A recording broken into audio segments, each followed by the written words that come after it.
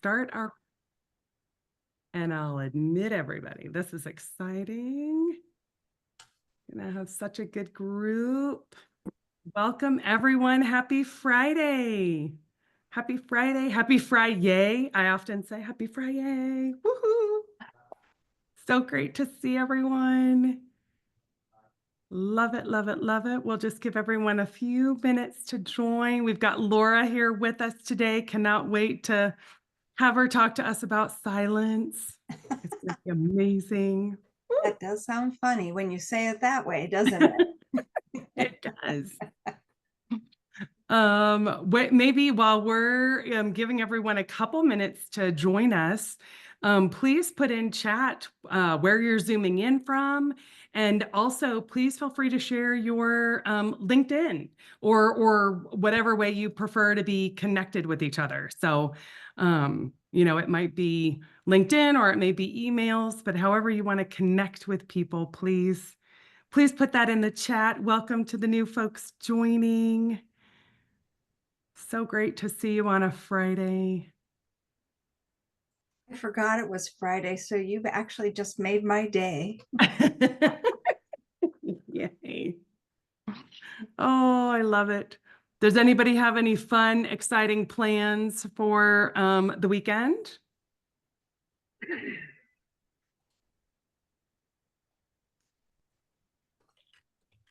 No fun plans? No, like going to the football game? Oh, Byron. Yeah, I'm on my phone, so I'm trying to get back to, there we go. Actually, tomorrow, my wife and I are leaving for Hawaii, getting out of the cold weather a little bit. Do you have room in your suitcase for a person? Well, that depends. Are you less than 55 pounds? Unfortunately, I can say no, but I would pay the $100, I think, if you go over. Oh, okay. All right. Well, let's see. Maybe I can poke some holes in it. Be a little chilly, but at least you could breathe. Yeah. Oh, welcome, welcome. We've got a few new folks that just joined. Please feel free to share in the chat where you're zooming in from and your LinkedIn profile or LinkedIn page. The one thing that I do want to make sure everybody knows, and that is it is an ICF mandate that this question came up recently, and I realized that maybe I haven't always been explaining this very well. But in order to earn your CCEUs for the session, you need to attend live, cannot watch via video, and need to stay for the majority of the time. So at the end of our session, probably when we have about 5 minutes-ish to go, I'm going to share a survey link in the chat. And when I do that, that's your cue. You'll also get it in email. So if for some reason you're not able to fill it out today, don't worry about it. But when you fill out that survey is when you get your certification. So just know that that goes towards the end of our time together. Anyway, just share that with everyone. And I feel like we're about 5 minutes past. So Mariana, what do you think? Should we get started? Kick it off? Sure. All right, I'm turning it over to Mariana, our president for the ICF High Country chapter. Hello, everyone. Welcome, welcome. I just wanted to share a few kind of important pieces from the newsletter that we sent out.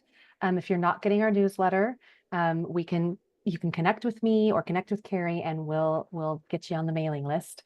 But I wanted to share a couple of items from that before we moved into the speaker with Laura. So one of those items is that as a part of my kind of attitude of gratitude for this November, I just wanted to publicly say that I am extremely grateful for the current chapter board of directors. I don't know that I've ever served on a board that's been this engaged, this involved, this committed to their roles and to moving the organization and people forward. So that's my gratitude. But I've also created a little survey for folks in the chapter if they would like to send a little message to either specific members of the board or just the board in general to kind of express your thoughts and gratitude.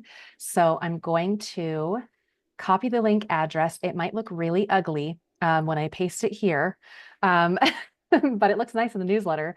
But this is the survey. You should be able to click on that and go to the survey to express some thoughts or gratitude for the board. Let me know if that doesn't take you there, and I'll plop something else in later. The other piece is that we are rolling out our new membership model. And so if you have questions about that, want to know more information, that can be found on our Join Us page. And you will see on that Join Us, Join Our Chapter page, a very clear description of what changes are coming, kind of the timeline of that, some visual guides for it, you know, the membership benefits, and then also like a little video of how to join. So you're welcome to check that out. And then you're always welcome to email anybody on the board, you know, with additional questions. And then finally, not finally, two more things. We are reissuing certificates from our programming for the last couple of years. We had an error on old certificates, so we are reissuing all of those. So if you see something come through, you'll want to download those new certificates if you're going to be renewing your credential or you know, moving forward for a new ICF credential. You'll want to use the new certificates. And then finally, just a couple of global updates. So there is a new testing option now for ACC candidates. So on November, I know, woohoo, on November 18th, they are launching the new exam for ACC candidates. And so it's going to be structured differently than the exam that we've seen recently for ACC. It's going to be a more streamlined kind of 90-minute multiple choice exam.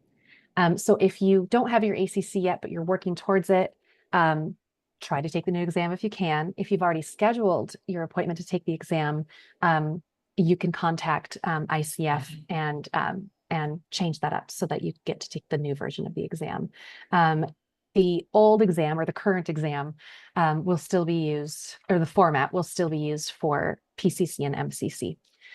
So that's a big heads up. And then I have a question about that. Sure. I'm getting ready to take that test on the 22nd. Is there like a practice test for it, like there is for the other version of the test?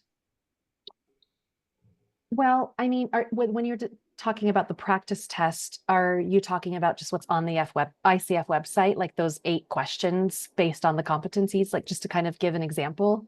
Is that the practice test you're referring to? No, for the other, they have an actual practice test for the original test. Oh, But for the new test, there's not, they give you an outline of what will be on it, but there is no practice test that I found. I don't know that the ICF has a practice test, though. That must be from a different organization. Correct. I don't remember. Right, I can Carrie? confirm that. I just Yeah. recently did, last year I got my ACC, and the practice exams that I found. So I would open this up to everybody who's on the Sure. call. If anybody knows of a practice exam, please share that in chat. When I looked last year, I could not find practice exams online. I received a practice exam through the coaching program that I took. But the only thing on ICF was the 8 questions. Yeah, that's the same. I don't think ICF creates practice exams. So you might be able to find some for this new exam, but because it's so new, I don't know that there will be anything out there yet. Okay, thank you. Thank you. Mhm. Yeah, if anyone else has ideas or knows of anything, feel free to share those in the chat. Do you as well. know if the new exam has the best case and worst case scenario? It doesn't. Wow. That's well, Wow. let me triple check right now. I'm going to look at No, the you're whole correct. write-up. It doesn't. Yeah, Wow. that was the point, was that the worst and best Yes. case is left for the PCC and the MCC. Mhm. but the new one does not. So it is 90 minutes, including a 10-minute break. It is 60 multiple choice questions.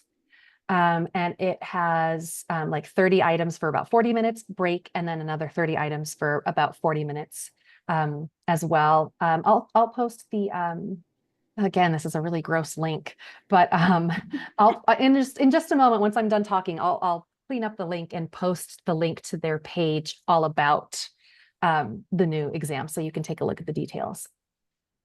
Yeah, but yeah, big news, and I think it was needed too. It's going to be a lot easier for ACC people to kind of get started with things, you know. And then finally, we are the Western region, which we are a part of ICF, the Western region of the United States and just North America. We are finally hosting the international conference, the International ICF Conference, ICF Converge. 2025 is the 30th anniversary of Converge and of ICF as the global leader in professional coaching. And it's actually going to be hosted in San Diego. So it's the first time it's being hosted in our Western region, which is pretty exciting. So just letting everyone know, the dates for that are next year, October 23 through 25 in San Diego, California. And, you know, feel free, please, to represent the Western region by submitting, you know, proposals to present and representing us as well. So that's it from me. Awesome. Thank you so much, Mariana. Love that. All right. And so with that, I am excited to shift us on to the second part and our main part of our Friday program, and introduce to you Laura. And you know what, Laura? I didn't even ask you. I'm going to say Janisic. That will do. Okay. That will do. Maybe we'll have Laura also restate her last name when she starts. Well, I say it two ways, Carrie. So I say it Janisic and Janusic. So either way will work. Okay. Laura, is it Thank a you. Polish last name by any It chance? absolutely is. I'm hardcore Polish, first gen American, and I'm a Strupkowski. So hello, Janusik. Yes. That's awesome. Yay. Well, one of the things I just wanted to share, Laura, is that I love your LinkedIn headline. So Laura is a communications listening coach, trainer, consultant, change agent, specializing in leaders, ICF coaches.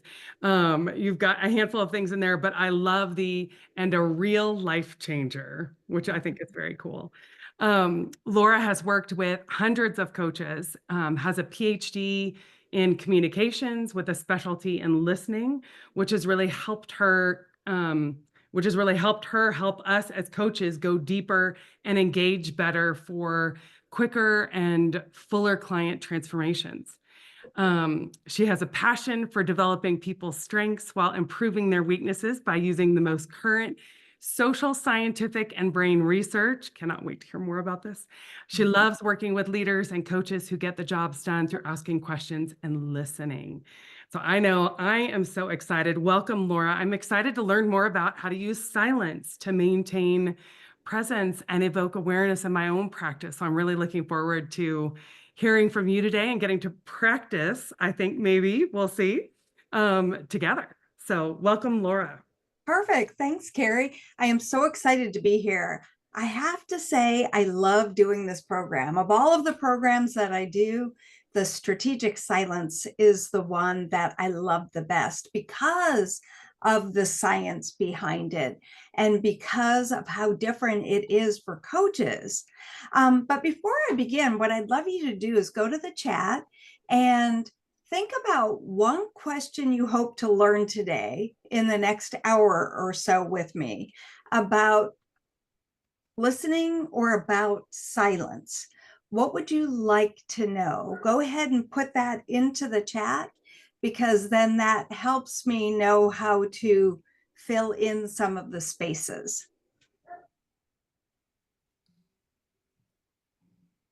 Oh, great question, Dawn.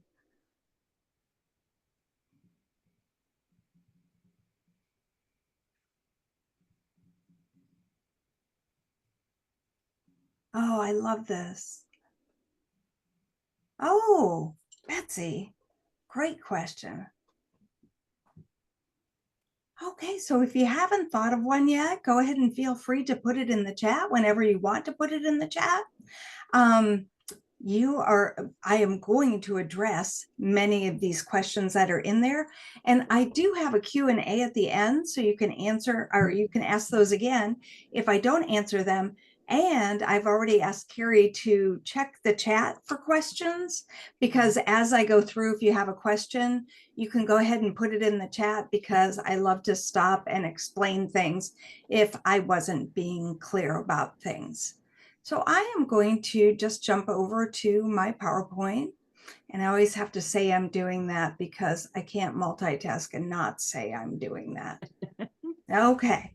So poll number 1, I just want you to put this number in the chat, 1, 2, 3, or 4. Where are you on the silence spectrum with clients? Number 1, silence makes me feel uncomfortable. 2, I know I'm supposed to be quiet, but I'm not sure why or how. Number 3, it took me a while, but now I like silence. And number 4, I love silence and I intentionally look for places to use it. Is that a 1, 2, 3, or 4 for you? Yeah, and I see people primarily in the middle of the spectrum, 2s and 3s. I've got a couple of 4s at the end, which is terrific. I promise there's going to be something for everyone in this. So what makes coaches nervous about silence? With the coaches that I've worked with and taken polls and read research, first of all, it feels awkward or uncomfortable. And I'll address that today, why it feels awkward and uncomfortable. And once you know why it feels awkward and uncomfortable, it ironically then feels more comfortable for you to do it. You don't know what the client is thinking. So if you don't know what the client is thinking, then you're afraid maybe you didn't ask the question clearly, or you should have asked a different question. Some coaches have told me that they feel like a fraud because they're not sure what to say or do next. Many coaches tell me that they're afraid that they're not adding value if they're not talking. And I think in many instances, that's one of the number one reasons, particularly for business and executive coaches. And then what other reasons can you add? Is there something else about silence that makes you uncomfortable? If so, feel free to put that in the chat. We're going to actually start in a breakout room. And Carrie, if you could go ahead and put the workbook in the breakout room. I've got a workbook for us to use today, because I know when I send you to breakouts, many people are like, what are we supposed to do here? So I put the instructions for the breakout in the workbook. So you don't even have to memorize them, you will have them. Depending on how your computer is set up, when you try to download the workbook, it will either make you save it to your computer, or you can just open it right there. So I talk a little bit longer because I know people have sometimes have to have a little bit more time to open that workbook. When you go to the workbook, go ahead, go to page 2, breakout number 1. We're going to be in rooms of 3 or 4 people, and you're going to have 10 minutes to discuss, I think it's 4 questions. Now, I will be popping into the rooms. I'm going to turn off my audio and turn off my video. So I'll be popping into the rooms. Ignore me when I come in, unless you have a question. If you have a question for me, certainly just say Laura, and I will come on camera for you. But I love to eavesdrop to see what's going on in the rooms, because oftentimes I can then put that into the program as well. So we will be there for 10 minutes. All right. Carrie, take us away. All right. Rooms are open. Have fun.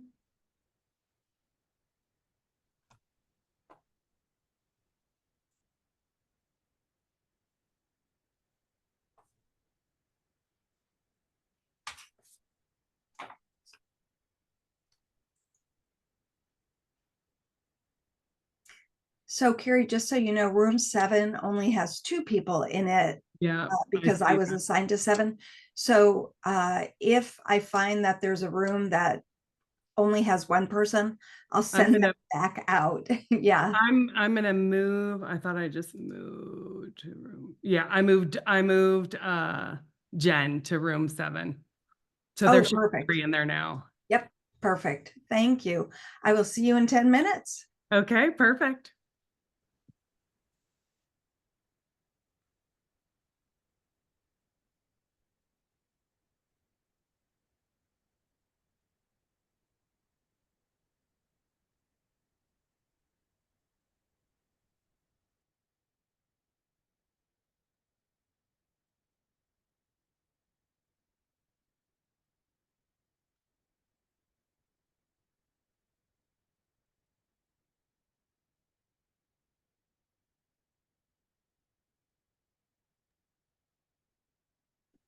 Hi, Karen.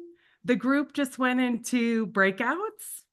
And they literally just went in just to start conversing about silence. And they've got some questions. Are you okay with me putting you in a breakout room? Oh, okay. Well, maybe I'll wait just until they get back and pick up from there. I'm so sorry. I had an emergent call. So thank you. Yeah, no worries. It'll be another like 8 to 9 minutes because they literally just went in. So Okay. if you want to converse, but you don't have to. Okay. I think I'll shift my position and then I'll come back to you. Maybe I'll join. Okay. Thank you. Yeah.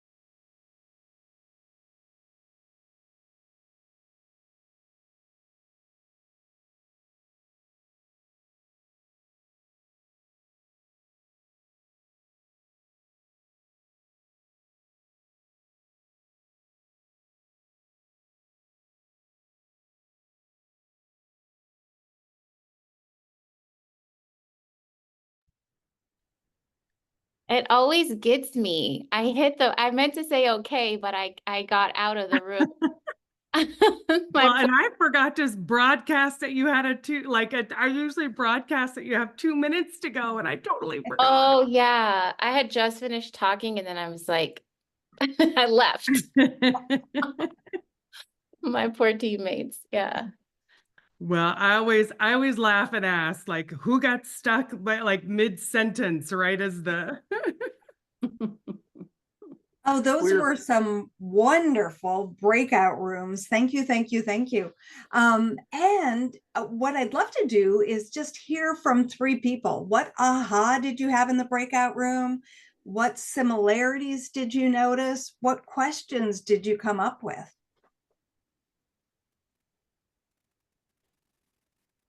And you can just unmute yourself.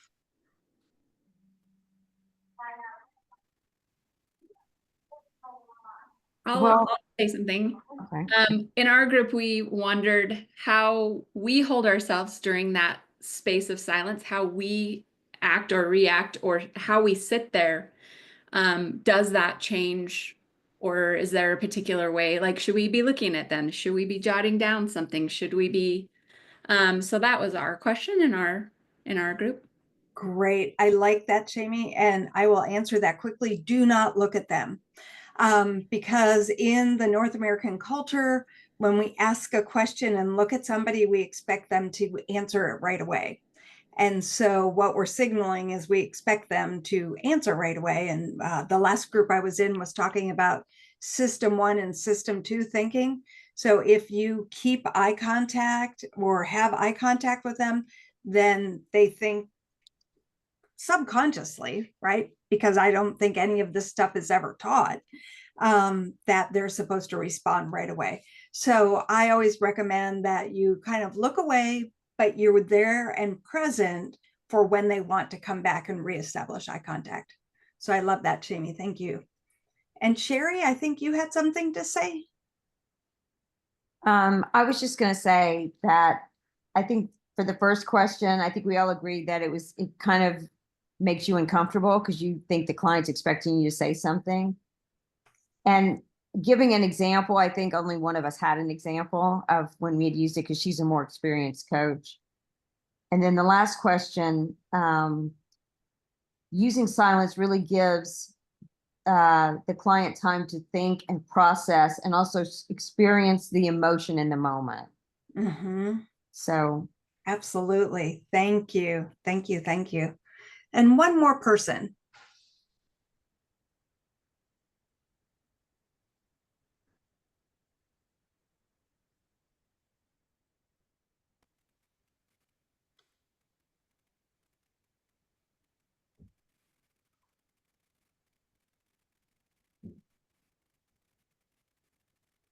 I like that silence. That's effective.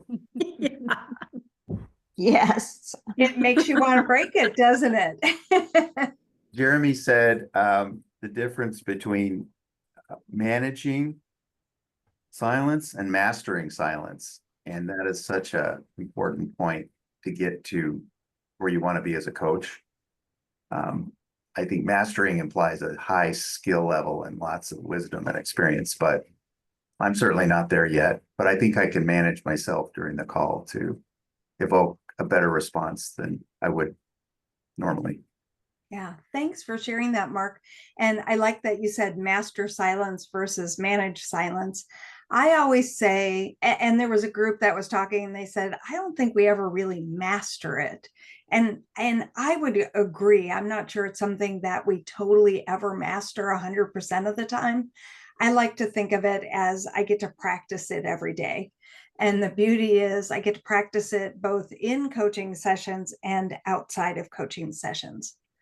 A couple of the other things that I heard about in the rooms had to do with when you're a beginning coach, you know, you're taught about how you're supposed to be asking these powerful questions that really makes the client think and have that transformation.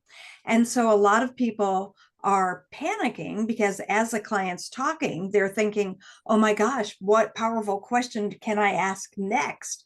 where are we going to go with it? So you're listening to respond as opposed to listening to understand. And then I heard in one room, they talked about this great, I think, intervention, a toe tap for 3 times. After you ask the question, a toe tap for 3 times. I am going to increase that to 4 times, and I'll tell you why when we get there. But I think that that is absolutely a great way to look at it. What do you mean about the toe tap 3 times? I'm sorry, I don't understand that. Yeah, so she was saying that she was taught that after you ask a question, you tap your toe for at least 3 times before you say anything. And Oh, that keeps you silent then. Yeah, perfect. Well, thank you for playing with that with me. And let's look at where we're going to go today together. I'm going to give you just a quick different perspective on listening. I come at listening from a very different place. I've been a listening researcher for over 25 years. I've looked at the research from lots of different areas, which I'll share with you. And I always know when I use the word listening, it's all of it's grounded in the context that I have, and I've got a lot of context since that's been what I've studied for over 25 years. How does silence add value to my client, and how can I get more comfortable with the silence? So I know when coaches go to a coaching program, from the research that I've done, it seems like listening is oftentimes approached from a couple different spaces, like head listening. What am I thinking about? What am I understanding? Heart listening, body listening, so particularly somatic coaches, and then intuition, which would be, I think, a combination of all of those. And all of those are absolutely correct. They're orientations to understand listening. And for each of us, one or more than one of those orientations feels more comfortable for us. Now, when I started on my journey of understanding listening much better, I decided to take 2 years off when I was getting my PhD in communication to understand cognitive psychology, because I believe that if I was going to become a listening expert, I better understand how the brain works. And so in doing that, I've got research and knowledge from all of these different areas, communication, neurology, psychology, the medical sciences, spirituality, coaching, and there are a host of other areas as well. So when I talk about listening, I really come at it from all of these different perspectives. Now, when you think about the term communication, what I find in the United States is most people think a synonym for communication is speaking. However, the way that I learned communication through the PhD program is that it's more of a mathematical equation. Communication equals speaking plus listening.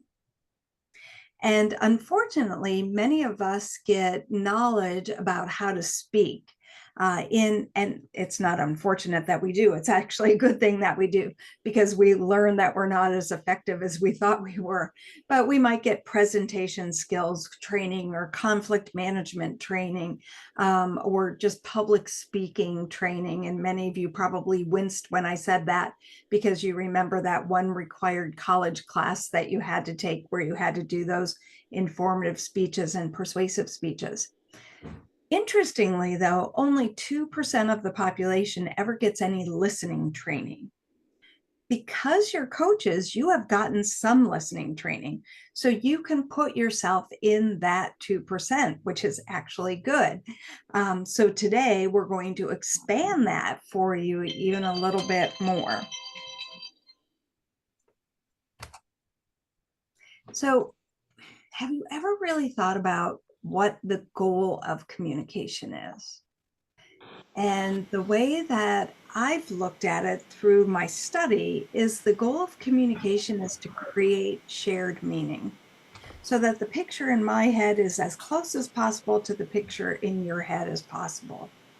Now, this is an everyday conversation. And by the way, the 50% is in everyday conversation as well. When you're just talking to one other person, you expect to speak 50% of the time and listen 50% of the time. Of course, when you're in a small group, those numbers are going to shift a little bit. And then when you go to coaching, they shift a heck of a lot. So we're trying to create shared meaning. However, after I got into coaching, I realized, you know what? That's not always necessary. And what's interesting to me is I talk to a lot of different coaches about this, and there are two ends of the spectrum.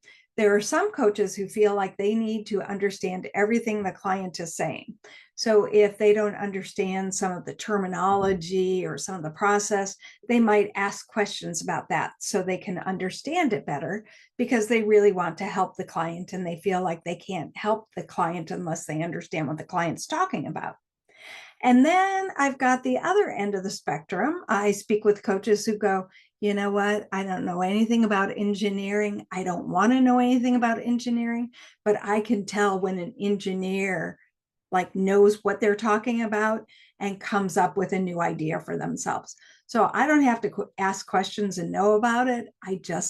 That is absolutely fine that they get it. And there is no right end of the spectrum on this one. You can put yourself at any end of the spectrum. Sometimes I feel like coaches who ask all of those questions then really divert the attention of coaching from the client to themselves and understanding, right? So if I were going to push either side anyway, I think I would push that side and perhaps suggest that you don't ask as many questions. So if communication is really about creating shared meaning or almost shared meaning, then what is the goal of listening? And the goal of listening is to create personal meaning. And the way that we create personal meaning is by listening and looking at the stimuli that's coming in, what we're hearing, what we're seeing, and we're also attaching it to our long-term memory. And everybody's long-term memory is different. So everybody is going to create very different personal meaning. But that really is what the goal of listening is. We want to create personal meaning. And whether or not we share that meaning with others is irrelevant. But if we make new meaning by connecting different things in our long-term memory, then we have been a successful listener, at least in that interchange. So let's talk a little bit more about the time to speak. In a coaching session, what were you taught, or what do you believe is the percent of time a coach should speak, or let's do the speaking time. Out of 100% of time in a coaching session, how much of that should a coach speak? I'm seeing 20%, 10 to 20%, 20%. Yeah, and I think that's what most people learn if they learn anything. We're only supposed to speak 20% of the time. Just a quick story on this. I worked with a coach by the name of Kristen, who's on the East Coast, and we were talking about this, and she was in one of my classes, and she called me the next week and she said, Laura, I really thought that I spoke about 40% of the time. And I know that that's above the 20% that people wanted me to speak. But then I recorded my latest session on Otter, and Otter gives you the speaking time of both people. And she said, I spoke 67% of the time. I really need your help. I speak a heck of a lot more than I thought I was speaking. So what can I do to be more silent? And if you have the ability to record a session and see the speaking time between them both, I definitely recommend that you do that, because I think people often, coaches in particular, underestimate how much they're actually speaking in a session. So that's just kind of a different perspective on listening and where I'm coming from. Now I'd like to address, how does silence add value to my client? So when coaches feel uncomfortable with silence, this is what they generally do. They think the question wasn't clear, so they re-ask the question. They ask a different question or do what's called question stacking, which of course, we're not supposed to do this. I ask the client if they understand the question. I apologize. I make a joke or say something to soften the discomfort, or I remind myself that silence is good, even if it feels bad. The majority of people fall, I would say, in the first 5. Those people who get comfortable with silence probably are in that last one. Oh, and I've got one other one, which is the one I would like you to get to. I recognize I've asked a great question. And if you recognize that you asked a great question, there is going to be silence. We're used to those verbal indicators that we've asked a great question, like, oh my gosh, I never thought about it that way, or what a great question. But I will tell you that silence is a way to know that you have asked a great question. Now, I told you I would get into some of the science of this and why it feels so uncomfortable to have silence, and also why I'm going to recommend that 3-toe tap turns into a 4-toe tap. So here is some of the hard science behind silence and the way that we communicate in North America. And I say in North America because other countries have different norms, but this is definitely the North American norm. In North America, the average time between speakers talking is a half a second of silence. And what this means is you ask a question and the other person answers within a half a second. I don't know about your timing devices, but my phone doesn't even measure a half a second of silence. The shortest amount it measures is silence. So people are accustomed to responding right away. That's what business expects of us. In addition, we in North America get uncomfortable at about 3 seconds of silence. And that's why when I held the silence longer than 3 seconds, I saw people squirming and I saw somebody go, I'm going to save them and I'll be the third person to talk, right? Because what happens when people get uncomfortable with silence is someone breaks it. And I want that to be the client and not the coach. So I want you to get comfortable holding that silence because, and I think this third number is perhaps the most important. No, it is the most important. We don't move from automatic thinking and automatic responses to reflective thinking, which is deep thinking, until after 3.5 seconds. So what that means is if a client is responding to you right away or under 3.5 seconds, they are giving you an automatic thought. They are not thinking about it. Now, again, we as humans, we're really bad number, counters. So I like to use alligators here. And what I recommend is that you hold the silence for at least 4 alligators. The sweet spot, according to the research, is between, well, it's above 3.5. So let's say 4 seconds of silence to about 14 seconds of silence. That's where people start getting their best thinking. I have had people, I had one person who told me that they held the silence for 30 minutes. 30 minutes, that's a real long time. And somebody in the beginning said, how do I know how long to hold it? If your client is thinking, and you can tell your client is thinking, and perhaps they're uncomfortable about what they're thinking about, but they're not uncomfortable with the silence, then allow them to keep thinking.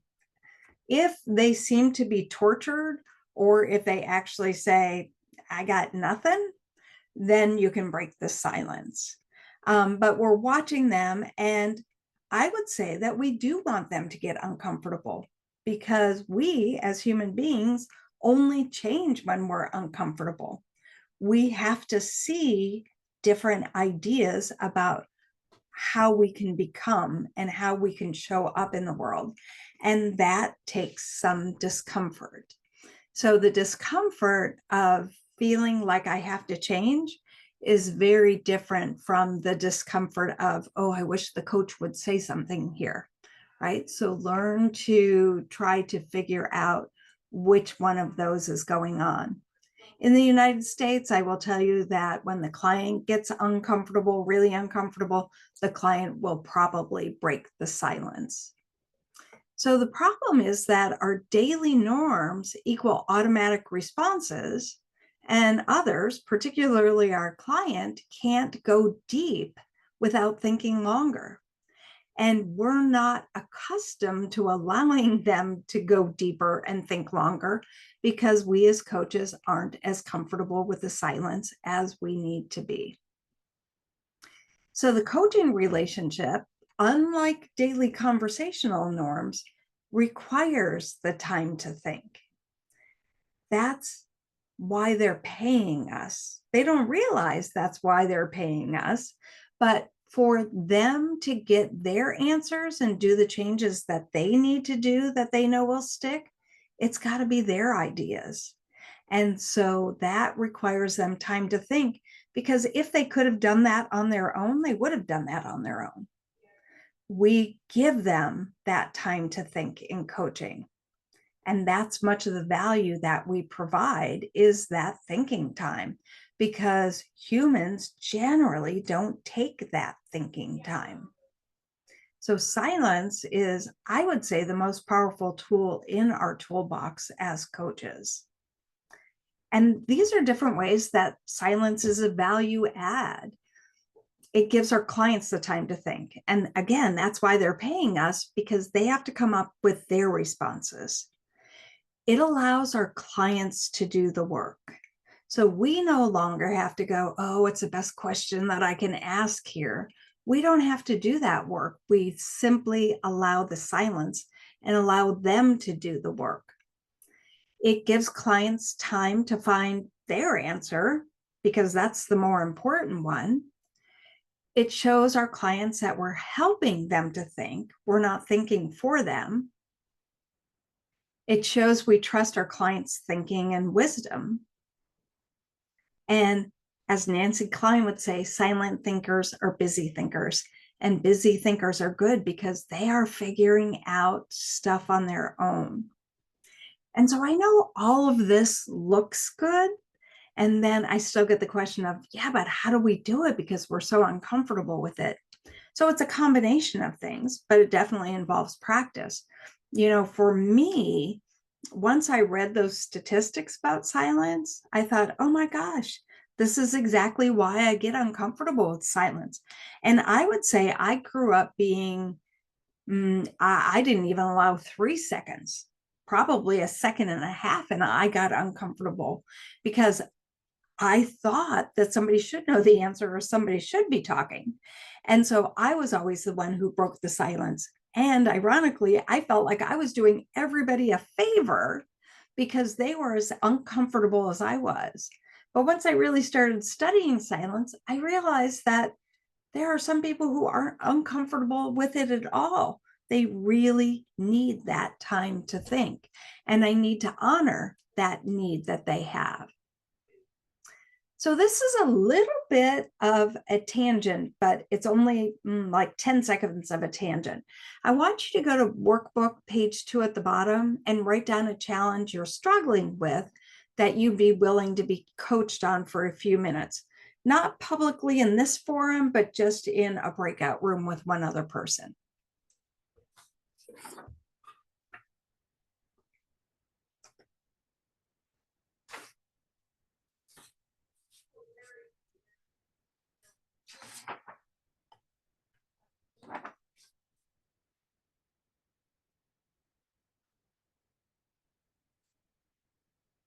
So we've looked at a different perspective on listening.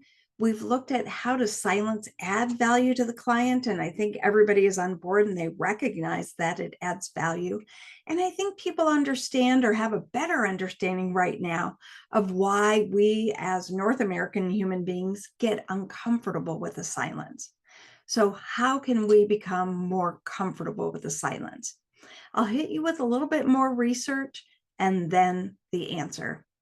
So strategic silence, again, I think is the most powerful tool to add to your toolbox. And remember that strategic means that there's a preferred goal. And the goal in us as holding silence, as coaches holding silence, is allowing our clients time to think. If we're allowing our clients time to think, then they are doing the work, and they are the ones who should be doing the work. So our goal is to allow them to do the work they need to do to make the transformation they want to make. Now, this goes back to a little bit of the research. And as I walk through it, I want you to go, oh yeah, that is how communication usually works. The sequence goes like this. You as a coach ask an open-ended question because you've learned that open-ended questions are much better than closed, and they are for a number of reasons. The other provides an automatic response. So usually within a half a second, they respond to you. You ask another great question, you get another automatic response. We haven't moved the client into thinking yet. So this can make for a really fun hour to spend with someone, but it isn't really moving the client to where they need to be to actually do the transformation. And that's why we really need to get strategic with our silence. So the strategy that I propose is the 3.5 plus second open pause, also known as the 4 alligator pause, because again, 3.5 seconds is great, but most of us can't measure that. So we have to go to the one above it, which is the 4 alligator pause. And the problem is that clients need time to think, and we're not providing them with the time to think. And so the solution is this pause. And I'll show you how it works because it's different than what most of you do. After, and this is after you ask the open-ended question, they give you the automatic response. So after the client's initial automatic response, what I want you to do is bite your tongue, tap your toe, do whatever you need to do to keep your mouth shut for at least 4 alligators. So over 3.5, we'll say 4 alligators is what you want to keep your mouth shut for. And then if you're going to break the silence because you're that uncomfortable, you can only ask a very general question to help them tell you more. In my experience in practicing this for over 10 years, I can tell you that most times the other person will break the silence before the 4 alligators, because of the whole 3-second rule in the United States. But if they don't, and they don't look like they're thinking, or they look like maybe they're frozen like the deer in the headlights, I want you to ask a general question to tell you more. And these are examples of those general questions. I'm curious, might you tell me more? What more would you like to add? Is there anything more you want to say? So you're inviting them to continue talking. Again, in practicing this technique for over 10 years, I can tell you with confidence, I have never, 0% of the time, had anyone go, no, I'm good, that's all. Everybody has more to say. So here are the top 2 mistakes that we make in this exercise. And I say we because coaches, I've taught this technique world round. And when I go into the breakout rooms, one of 2 things oftentimes happen. And I want to be very clear that I don't want to see these things happen today because you won't grow to get comfortable with the silence. We fall into typical coach mode. And I don't want you to fall into typical coach mode today. I want to take you out of typical coach mode. You are a good coach, but we need to enhance that. And the only way that we can enhance that is to make you a little uncomfortable to try something different. And the other thing I often see is we question a specific of what the client said, right? So we take a word out of their answer or a phrase out of their answer. Oh, well, you said you felt a little bit uncomfortable about it. Tell me more about that. And the reason that I don't want you to ask that specific, and in that example, the specific was the word uncomfortable, is because the client is going down a path and you can see there's a fork in the road, and there are actually many more forks in the road. We assume that the client wants to go to the right, which is that word uncomfortable. But it could be that there are so many other forks in the road that the client wants to go down. And so if we give them that specific, we have determined where the conversation is going to go. And that's why I don't want you to ask a specific about what they've said. Can't tell you how hard it is to break this habit because we are so used to doing it. And when you go into the breakout rooms, I want you to really think, okay, get out of typical coach mode and don't ask a specific. And to enhance that, you might even want to write it on a Post-it note and put it in front of you, because this is much more challenging than it sounds. So simply stick with the general open-ended questions. And I've actually added 2 more to here. So now we have a total of 5 questions. What else or anything more? And when you go into the breakout rooms, you are going to be coaching somebody else for about 3.5 minutes. And here's the kicker. I never want you to ask a specific. For that entire 3.5 minutes, I want you to just ask one of these 5 open-ended questions. You'll find them in your workbook too, so you don't need to jot them down if you don't want to, but you'll find that they are in your workbook. And I guarantee you that the talk time will be filled for that 3.5 minutes by just asking these very general open-ended questions. So we're going to go into breakout 2, where we're only practicing this 4 alligator pause with the general questions. And so when you go into the room, someone needs to set a timer. I can't tell you how many times people don't set a timer and they just keep going on with this. And then the second person never has the opportunity to become the coach. So definitely somebody set the timer. The coach or the leader, the coach, you, when you are the coach, you are just going to be you. So be who you are as a coach, with the exception of asking a specific question.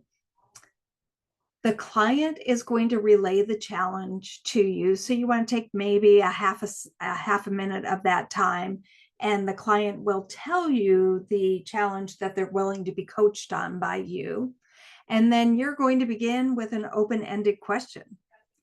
And then after their initial response, wait for those 4 alligators or over the 3.5 seconds, and then only ask one of those 5 open-ended questions for the entire time that you coach. The client, you are just going to be yourself. This is a real play because this is an issue that you said you would be willing to be coached on. So again, when you're the coach, I'm curious, might you tell me more? What more would you like to add? Is there something more you'd like to say? What else or anything more? So you're inviting them to continue to speak, but you're not inviting them to speak on a particular thing. And then you'll switch roles. And I think when you get into your breakout room, I think I've assigned the shortest person in your breakout room as the first coach. So of course you'll have to share your heights there because we're all the same height on Zoom. Everybody understand what I am asking you to do?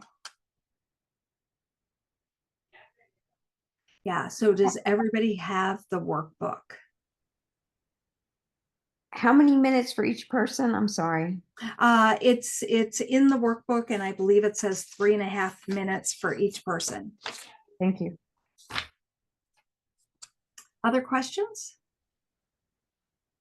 Like before, I'll be jumping into the breakout rooms, ideally without my video and without my audio on. So please do ignore me on this.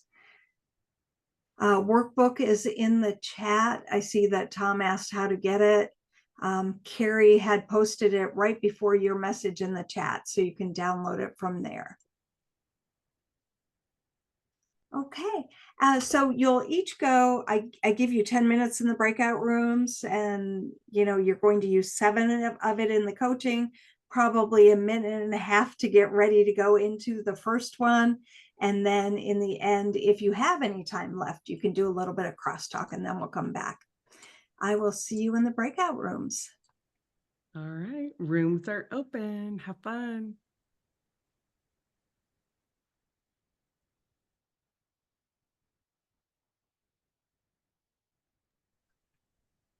Do you get a chance to go into a room, Carrie?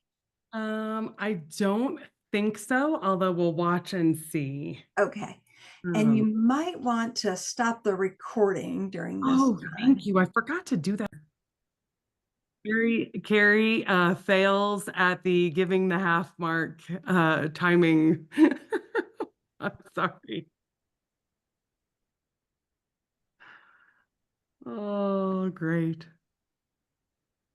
Looks like we've got everyone back. And Laura, I apologize. Once again, we in a small group were chatting, and I forgot to give the half or the 2-minute warning. And anyway, hopefully that worked good for everyone. No problem, but look at everybody's serene face. I told you they were going to look like they just had a massage. So let me hear from 3 people how that experience was for you and what you noticed or what came up for you as either the coach or the client. Well, I'll start. It's very uncomfortable. I mean, I did it, and I did notice that she kept expanding, like she kept talking about it more, and I think she knew why. So I do think it gave her more room to think, but it was very uncomfortable. What was the discomfort, Sherry? I think just I wanted to help her. And after we finished, I told her that. I love that you said that. I love that you said that, because so often we want to help people by telling them, right, what to do or giving them options. But that means that we're not allowing them to figure it out, right? So that is a beautiful insight. Thank you for that. I'll share, Laura, that and I recognize this at the beginning of the session today, which is I'm pretty good at holding space number 1, and I'm not as intentional about holding space number 2 or 3 with these connection phrases that you've offered.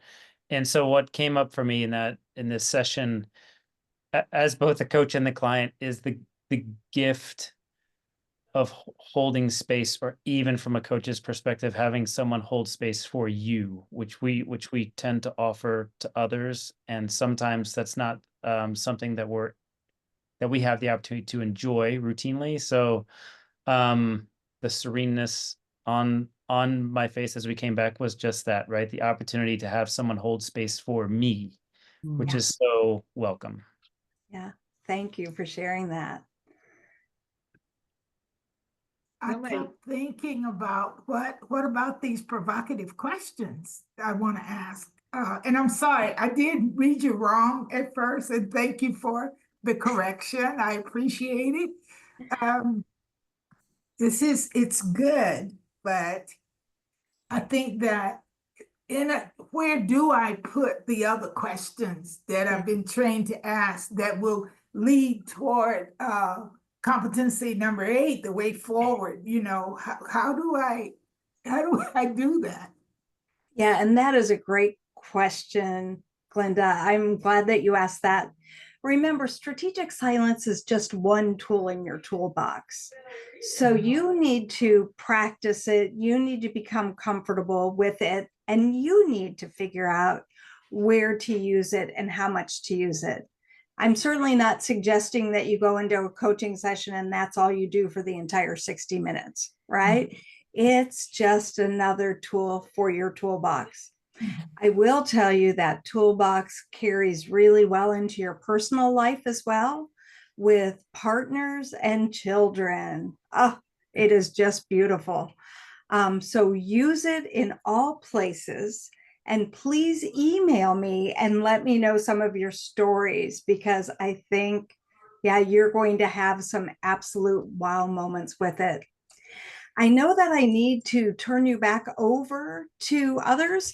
I just want to announce one thing that I'm doing that doesn't seem related directly to coaching, because it's not. I am developing a course for caregivers who support those with cognitive decline. So if you are supporting someone with cognitive decline and you would like to be on my email list, or you would like to take a survey about it, if you could put your email and your name in a private DM to me in the chat, I will put you on the list for that. Really important work. And like strategic silence, I've got a lot of specific strategies that you can use. If you know of other people who are in that situation, even if you're not, feel free to share my information with them. You'll find it at the end of your workbook as well. Thank you so much, Carrie. And we do have time, Laura, if anyone has questions. We've got a little bit of time for questions. Yeah.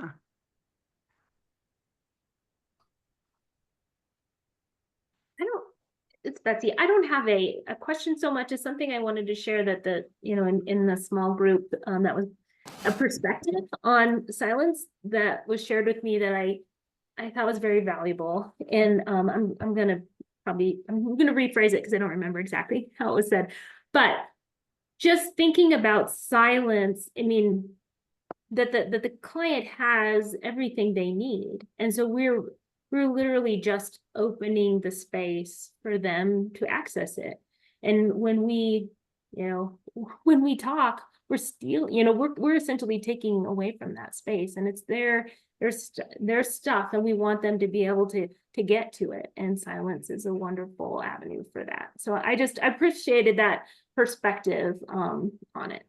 Yeah, and I appreciate you saying that, Betsy. I know that ICF endorses, and there are other programs that the client has all of the answers they need inside of them.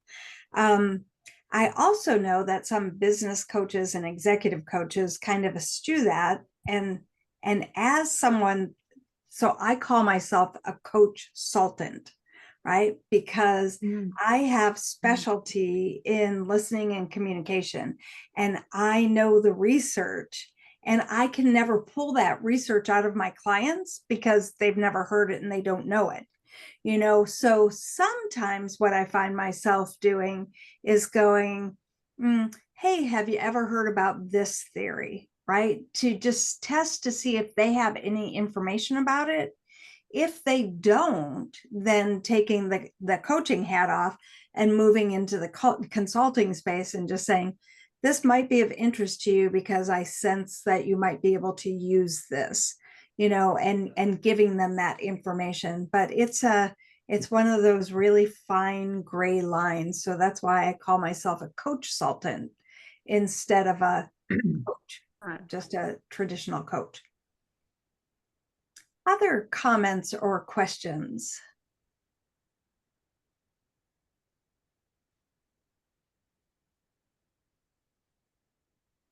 I guess a question I have, Laura, is because I do work with some clients who are not as reflective. They're sort of younger and aren't into the mode of taking the time to think.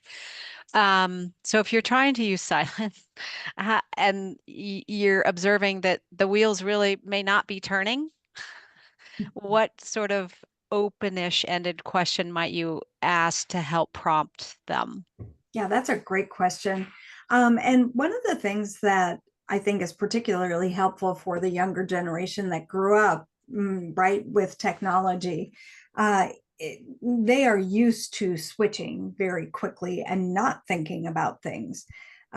So I think setting the expectation of silence and not just trying a technique, but actually saying to them, hey, in coaching, you're going to find that it's a little bit different than a daily conversation, because I'm going to ask some questions that hopefully really make you think, right? Because that's where your answers are going to come from. So you can expect more silence. And then I also have a tool that I call giving silence and taking silence.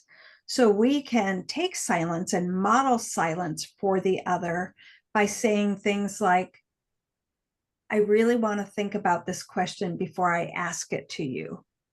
And then taking the time to think about it. Because then you're showing them that silence and thinking is actually a good thing, which it is. Or you can give silence and say, I'm going to ask you a question that I suspect nobody's ever asked you before, and you're going to need time to think about it. And I invite you to take as long as you need to think about it.